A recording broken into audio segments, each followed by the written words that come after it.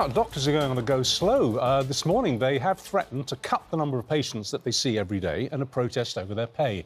And this comes as new research suggests that around 25 million GP appointments are taken up by patients, many of them very young patients, who could quite easily treat themselves. And young people are the worst offenders. Nearly a quarter of 25 to 34-year-olds admitted to trying to get a doctor's appointment, something they could look after at home. So the question is, should they toughen up?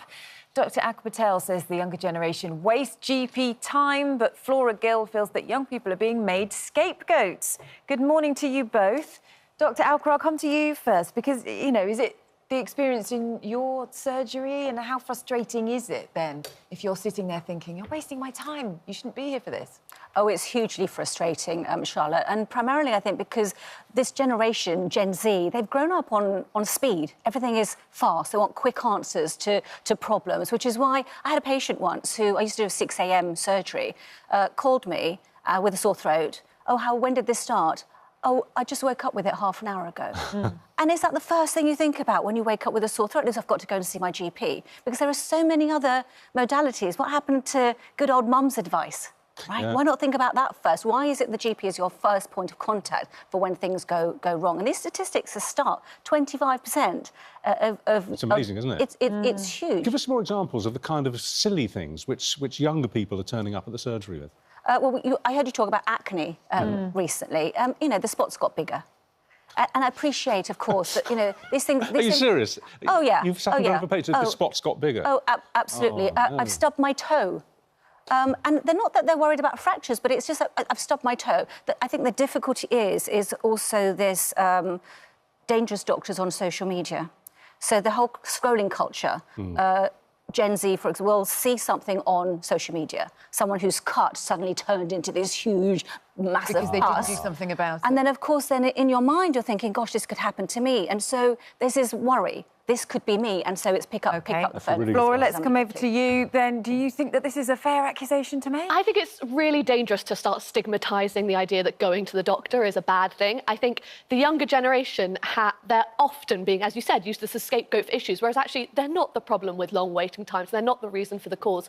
And the younger generation have, for the last few years, grown up in a time over COVID where they've sacrificed an awful lot for the older generation. They've sacrificed their mental health, their work life, and that was definitely the right thing to do. But to now turn to them and say, you're at fault, you're the problem, you shouldn't be going to the doctor, is genuinely dangerous and not something that, especially after what Mylene's just been talking about. Yeah, but you must accept that to show up at A&E with a bit of acne is a bit ridiculous. I agree that can sound ridiculous, but then there are other statistics, like the Teenage Cancer Trust last year found that nearly half of 18 to 24-year-olds were put off going to the doctor, and one of the main reasons because they were worried about wasting time. And that idea of wasting time, there have been other studies in other countries, and wasting time is never a factor in other countries. It's uniquely British that we're so worried about being a waste on our doctors or wasting their time that people aren't even going. And it might sound like a little thing, but little things can end up being big things, and I think we should encourage young people. Dr Alker, what do you make of that? Because sometimes those minor things could point to something else, which only a doctor would know. So you may say,